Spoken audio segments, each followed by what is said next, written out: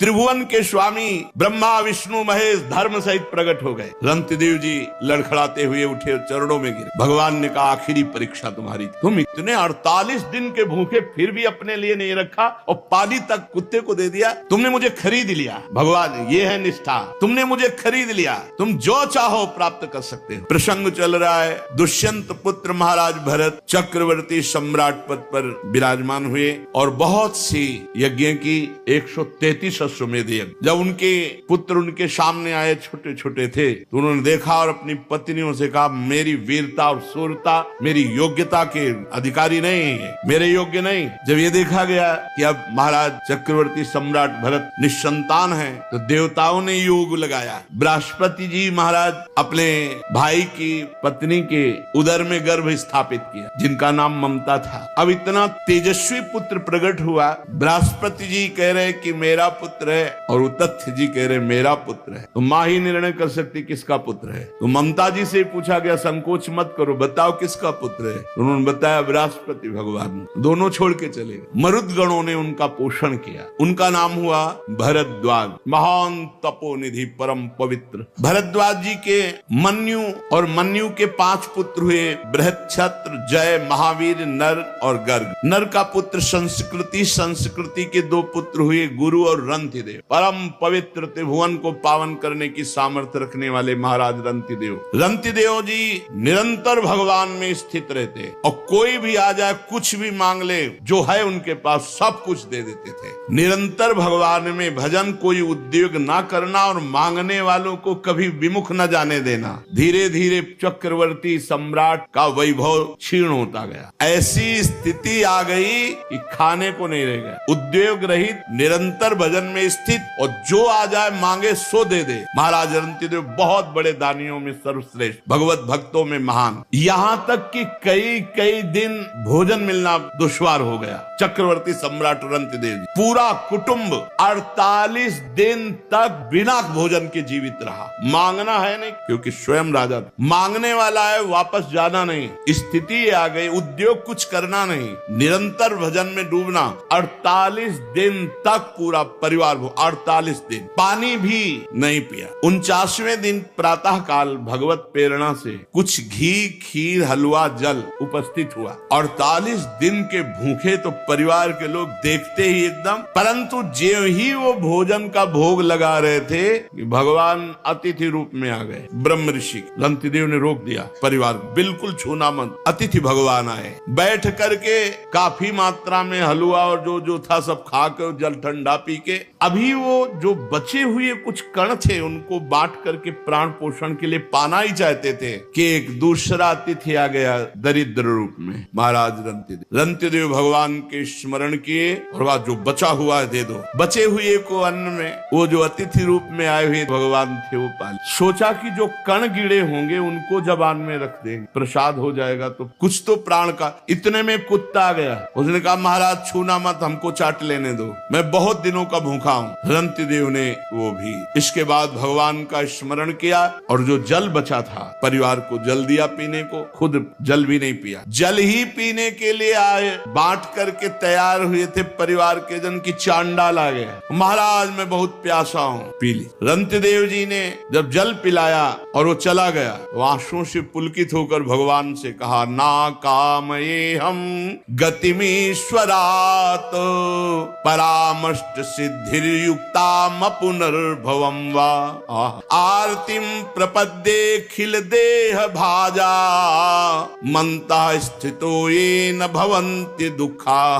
प्रभो मैं आपसे कुछ नहीं चाहता, ना आठों सिद्धियां चाहता हूँ, न परम पद चाहता हूँ, न अपना कल्याण चाहता हूँ। मुझको एक सामर्थ्य दे दो, मेरे विश्व में कोई दुखी न रहे, सबका दुख मेरे ऊपर आ जाए। कोई भूखा न रहे, कोई प्यासा न रहे, कोई दुखी न रहे, सबका दुख मेरे ऊपर आ जाए और सब सुखी हो जाए। महाराज रंतिदेव जी, ये भगवान की भक्त की महिमा। मेरे को इतनी सामर्थ्य दो कि पूरे विश्व ब्रह्मांड का दुख मैं सह सकूं, मैं स्वयं भोगूं और कोई भी दुखी न रह जाए। ये प्राणी दीन हो रहा है, कोई जल पीना चाहता है, कोई भोजन के लिए तड़प रहा है, किसी की शरीर की पीड़ा, कोई रोग से ग्रसित है, कोई शोक से, कोई मोह से। मैं नहीं सुखी होना चाहता, हे भगवान सबका दुख मुझे दे दो, सब सुखी हो जाए। क्या हृदय भक्का। रंतिदेव जी ने भगवान भगवान से जे ही प्रार्थना की तो कुत्ता, चांडाल, भूखा अतिथि और ब्रह्म ऋषि, वो कोई और नहीं थे, स्वयं भगवान ब्रह्मा, शंकर, हरि, धर्म, स्वयं मूर्तिमान त्रिभुवन के स्वामी ब्रह्मा विष्णु महेश धर्म सहित प्रकट हो गए। रंतिदेव जी लड़खड़ाते हुए उठे, चरणों में गिरे। भगवान ने कहा आखिरी परीक्षा तुम्हारी थी। तुम इतने 48 दिन के भूखे फिर भी अपने लिए नहीं रखा और पानी तक कुत्ते को दे दिया। तुमने मुझे खरीद लिया भगवान, ये है निष्ठा। तुमने मुझे खरीद लिया, तुम जो चाहो प्राप्त कर सकते हो। उन्होंने कहा प्रभु आप देना भी क्या चाहोगे? त्रिगुणमयी माया, उसका प्रभाव तो आपकी कृपा से हम जान ही चुके हैं कि मिथ्या है, मुझे नहीं चाहिए। भगवान ने कहा तुम्हारे रिश्ते नाते जितने भी परिकर के हैं सबको मैं परम धाम देता हूं। संबंधी, रिश्ते, नाते, परिवार जितने जो हैं सब परम धाम भगवान ने कहा, परम धाम दे। भगवान के परम धाम को रंतिदेव पूरे परिकर सहित गए। ये है जीवन समर्पित कर दिया तो अनंत वैभव, अनंत आनंद, अनंत काल के लिए। फिर मन्य पुत्र गर्ग से शिनी, शिनी से गार्ग का जन्म हुआ, गार्ग से ब्राह्मण वंश चला। महावीर का पुत्र दुरतिक्षय, दुरतिक्षय का 3 पुत्र त्रयारुणी, कवि, पुष्कारुणी, ये तीनों ब्राह्मण ही हुए। बृहच्छत्र का पुत्र हस्ती हुआ, उसी से हस्तिनापुर बसी। हस्ती के 3 पुत्र अजमीर, दुमीड, पुरमीड। अजमीर के पुत्रों में प्री, मेधा आदि सब ब्रह्म ऋषि हो गए। अजमीर के एक पुत्र का नाम था बृहदिश, बृहदिश का पुत्र बृहदभानु, बृहदधनु का बृहत्काय, बृहत्काय का जयद्रथ, जयद्रथ का पुत्र हुआ विशद, विशद का सेनजीत। सेनजीत के 4 पुत्र है रुचिराष्ट्र, दृढ़हनु, काश्य और वत्स। रुचिराष्ट्र का पुत्र पार था, पार का प्रथुसेन, प्रथुसेन का नीप और उनके नीप के 100 पुत्र हुए। नीप की पत्नी छाया से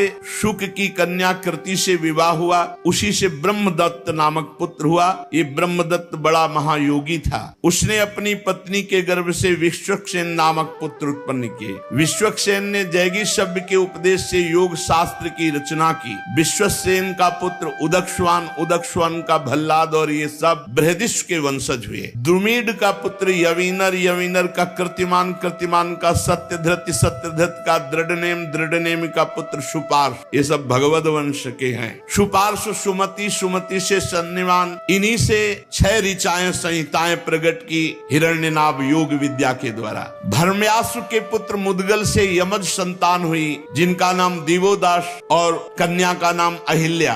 अहिल्या का विवाह महर्षि गौतम ऋषि से हुआ। बहुत ही सुंदर त्रिभुवन सुंदरी अहिल्या जी थी, इसीलिए देवराज इंद्र आकर्षित हो गया था और वो गौतम ऋषि की पत्नी अहिल्या पर गंदी दृष्टि रख। देवराज इंद्र होकर, बोलो त्रिभुवन पति होकर, एक महात्मा की पत्नी अवसर ढूंढता रहा। तो प्रातः कालीन ब्रह्म मुहूर्त में गौतम ऋषि स्नान करने जाते थे, इसको यही अवसर मिला। तो ब्रह्म मुहूर्त नहीं था, उसने अपनी माया से उस समय मुर्गा बोलते वही प्रातः कालीन माना जाता था, घड़ी आदि तो थी नहीं। तो 2 बजे के पहले ही आवाज हुई। गौतम ऋषि को लगा तो कि आज बहुत जल्दी, पर उनको लगा कि शायद ध्यान में कमंडल उठाया, स्नान के ले गए। इतने में गौतम ऋषि का रूप धारण करके अहिल्या के पास गए। अहिल्या जी जब तक समझती तब तक गौतम ऋषि जब वहां नदी के किनारे गए तो धाराजू ने आज्ञा करी कि ये ब्रह्म मुहूर्त नहीं, मुझे मत स्पर्श करना, नहीं आपको दोष लगेगा। 4 बजे ही धाराजी में स्नान करना चाहिए। रात्रि में जैसे 2 बजे है, 1 बजे, ये स्नान धाराजी में नहीं करना चाहिए, मर्यादा है। देखो ना, नंद बाबा गए थे तो वरुण के पार्षद ले गए थे। अब जब गौतम ऋषि वापस लौटे, उनको कुछ गड़बड़ लगा कि मेरे साथ माया के द्वारा कोई छल हुआ। इतना कौन सामर्थ्यशाली है कि मेरे को माया से वशीभूत कर ले? तो गए तो देवराज इंद्र गौतम ऋषि के रूप में अहिल्या के साथ। तो उनका कौन है तू धूर्त, जो मेरा रूप धारण किए? अब भयभीत होकर इसे अपने असली रूप में आना पड़ा, देवराज इंद्र के रूप में। कहा अच्छा, त्रिभुवन पति होकर, सर्व पूज्य होकर तू इतना निंदनीय कार्य करेगा? भग बहुत प्रिय है ना तुझे? जा 1000 भग का श्राप देता हूं, पूरे शरीर में तेरे भग हो जाए। मूत्र द्वार को भग कहते हैं। जा पूरे शरीर में 1000 भग हो जाए। अब 1000 भग हो जाए जिसके शरीर में, अब उसकी क्या दशा होगी? देवराज इंद्र है, घृणित कार्य का ऐसा दंड। चरणों में गिर पर रोने लगा। महात्मा गौतम जी के चरणों में गिर गया, रोने लगा, महाराज क्षमा करो और उद्धार करो मेरा, मैं कैसे सिंहासन पर बैठूंगा? तो बोले तब तक भोगना पड़ेगा जब तक रघुवंश में रामचंद्र जी का प्रादुर्भाव नहीं होता, तब तक भोग। और जब राम जी प्रकट होंगे, उनके दर्शन करने के लिए जाएगा, तो यही भग 1000 नेत्रों में परिणित हो जाएंगे। शास्त्र नेत्रधारी भगवान इंद्र कहे गए। अहिल्या जी से कहा तुझे इतना ज्ञान नहीं कि तेरा पति का स्पर्श और अन्य का स्पर्श का कोई भेद नहीं। वो पति का रूप तो धारण कर सकता, लेकिन स्पर्श पत्थर की तरह पड़ी रही, तुझे ज्ञान नहीं रहा। जा, मैं तुझे शाप देता हूं कि तू पाषाण बन जा।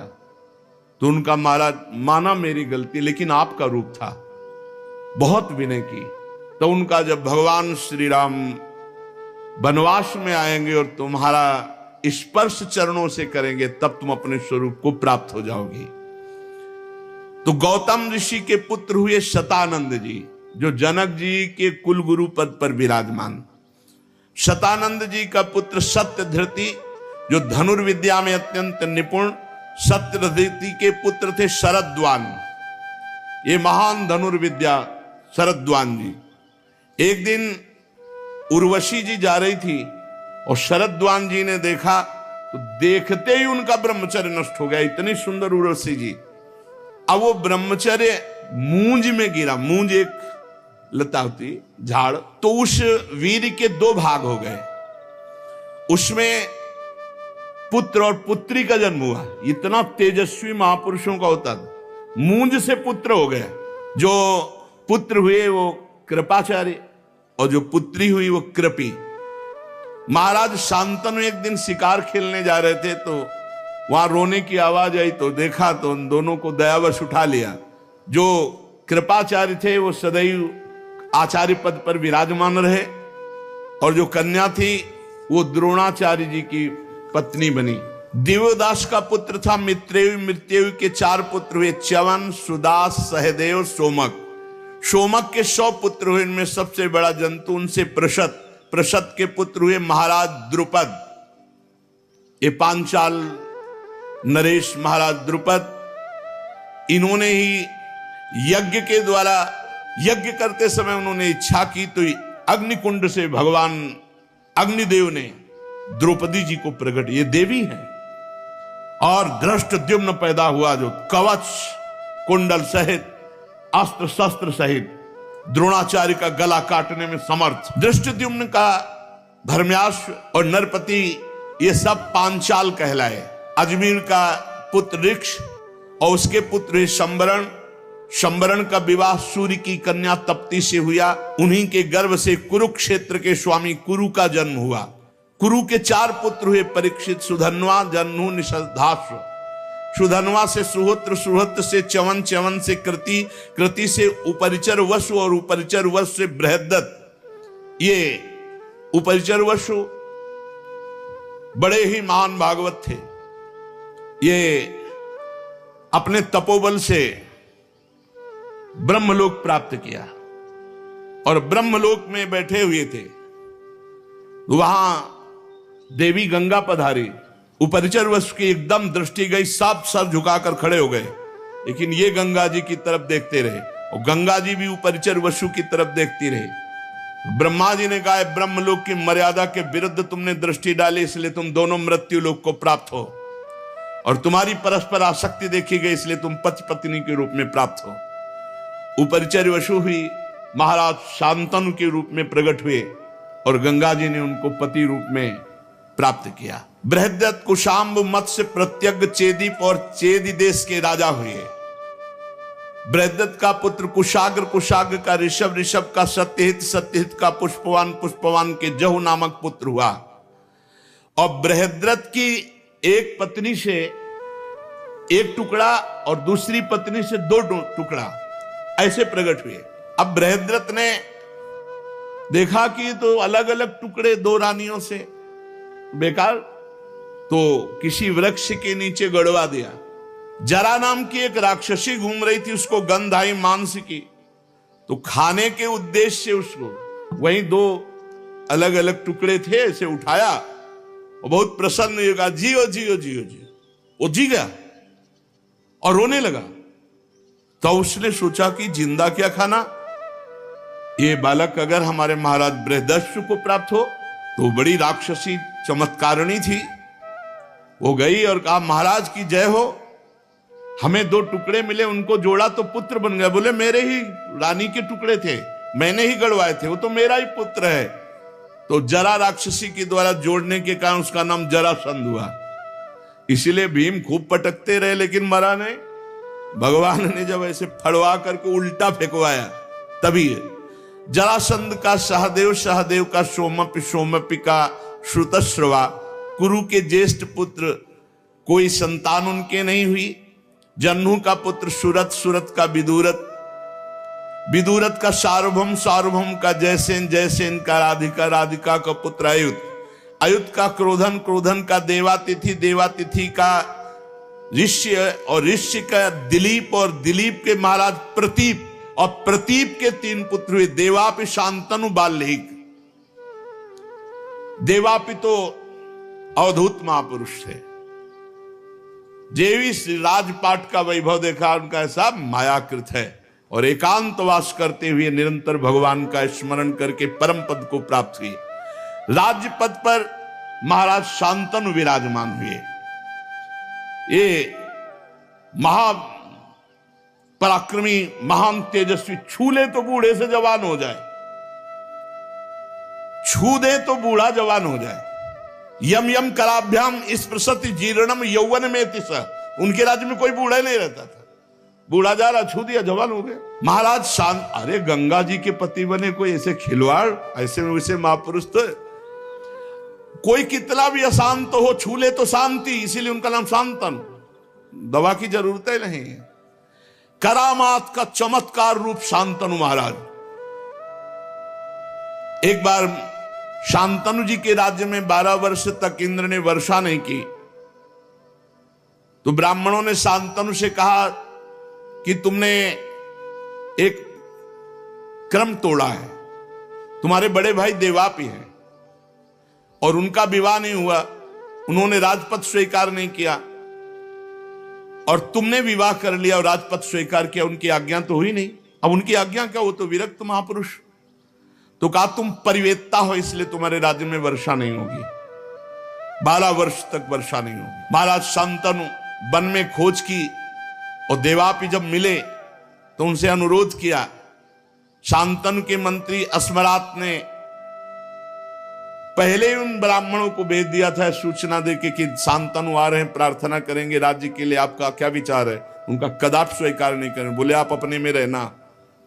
देवापि निंदा करने लगे शांतनु जब गए, उन्होंने कहा मुझे राज्य गृहस्थ धर्म बिल्कुल, इसलिए फिर वो लौट कर, देखो तब दोष नष्ट हुआ, फिर वो लौट करके आए तो वर्षा हो गई। कलयुग में जब चंद्रवंश का नाश हो जाएगा, तब सतयुग के प्रारंभ में यही सब सिद्ध महापुरुष जो कलाप ग्राम में इस समय रह रहे हैं, स्वर्ग से ऊपर, स्वर्गलोक, तपलोक, जनलोक, महरलोक, इनमें बड़े बड़े सिद्ध रह रहे हैं। शांतनु जी एक दिन गंगा के किनारे घूम रहे थे, तो उनको एक सुंदरी मिली, वो गंगा जी ही थी। इनके पिता जो प्रतीक थे वो हरिद्वार में बड़ी तपस्या कर रहे हैं। गंगा जी प्रसन्न हुई और आकर के दाहिनी गोद में बैठ गए जांग पे, और प्रतीक ऋषि से कहा कि मैं बहुत प्रसन्न हूं तुम्हारे ऊपर, मुझे स्वीकार करो। तो उनका हाँ बेटी। तो उनका आपने बेटी क्यों कहा? बोले दाहिनी जंघा पुत्री का अधिकार। तो उनका मैं तो आसक्त चित्त होके आई थी। तो बोले मेरे पुत्र वधू तो मेरी पुत्री के समान ही रहोगी। तो गंगा जी उनसे कहा था कि आपका पुत्र हमसे प्रश्न नहीं करेगा मैं कौन हूं और मैं क्या करती हूं, ये प्रश्न नहीं करेगा। जिस दिन प्रश्न किया उसी दिन चली जाऊंगी। शांतनु जी ने देखा ही केवल गंगा जी को, इतना सुंदर गंगा जी, नजदीक गए और कहा चक्रवर्ती सम्राट महाराज शांतनु आपकी दास्ता स्वीकार करता है, क्या आप हमारी प्रार्थना स्वीकार करते हैं? तो गंगा जी ने कहा शर्त, प्रश्न नहीं मैं कौन हूं, क्योंकि जान जाए कि गंगा जी हैं तो फिर स्पर्श करने की सामर्थ्य कहां। देव निधि भगवती ब्रह्म स्वरूप गंगा जी। दूसरी बात, मैं जो भी क्रिया करूंगी उस पर तुम प्रश्न नहीं करोगे। शांतनु ने कहा स्वीकार। तो कहा मैं आपकी अर्धांगिनी बन सकती हूँ। अब तो गंगा जी को रथ पे बैठा के लाए, पूरे हस्तिनापुर में आनंद की धूम मच गई। गंगा देवी तो रिद्धियां सिद्धियां सब महलों में लौटती। पहला पुत्र हुआ, सीधे उठाया और गंगा जी की धारा में जाके फेंक दिया। ये अष्टवसु हैं। भगवान वशिष्ठ जी के शाप से मनुष्य लोक को इनकी प्राप्ति हुई। विस्तार से चरित्र है। 2, 3, 4, 5, 6, 7, 8वें को जो उठा, कौन है तू? भीष्म जी 8वें, वही कौन है तू? अष्टवसुओं में वही। ऐसी मां तो मैंने कहीं नहीं देखा कि पैदा होते ही अपने पुत्र का वध कर दे, गंगा की धारा में फेंक दे। तू कौन है? ऐसी कैसी मां है तू? विकल हो गए महाराज शांतनु। गंगा जी ने कहा बस बस सावधान, तुम अब परिचय जानो, मैं ब्रह्मपुत्री गंगा हूं। हाथे जुड़ गए महाराज शांतनु। और मैं केवल साप के वशीभूत होकर आई थी, अब जा रही हूं, और ये पुत्र तुम्हें पूर्ण ज्ञानी महात्मा बना कर दूंगी। गंगा जी अंतर ध्यान हो। महाराज शांतनु ऐसे विरह में कि लग रहा था प्राण निकल जाएंगे। बस गंगा की धारा को देखना, गंगा जी की तरफ, गंगा जी की वही याद कि मैं जान नहीं पाया देवी गंगा हमारे पास इतने वर्षों तक रही। एक दिन वो धारा में देख रहे थे तो गंगा की धारा रुक गई, वो और प्राण की जो जिस धारा के सहारे था वो धारा भी गई। तो लगा रोक कौन सकता है? तो आगे देखा तो 9 किशोर बालक बाणों की बौछार से गंगा की धारा को रोक रहा। हे राजकुमार, कौन हो तुम इतने वीर? तो उनका मां, क्योंकि पुरुष को देखा, बोले मां। सोई गंगा जी प्रकट हो गए। अब तो महाराज शांतनु, कालो ये तुम्हारा पुत्र है देवव्रत। ये विश्व के समस्त धनुर्धरों से, जैसे भगवान परशुराम जी समस्त विद्याओं में, समस्त कलाओं में, समस्त अस्त्र शस्त्र आदि में परम प्रवीण और सत्य प्रतिज्ञ महात्मा देवव्रत, ये तुम्हारा पुत्र है। ले जाओ, तुम्हारे यश का विस्तार करेगा। तो उनका देवी आपका सानिध्य। गंगा जी काफी तसल्ली मिली देवव्रत से, पर विकलता गंगा जी शांतनु जी के भीष्म जी प्रकट हुए। शेष चर्चा आगे। श्री राधा वल्लभ लाल की।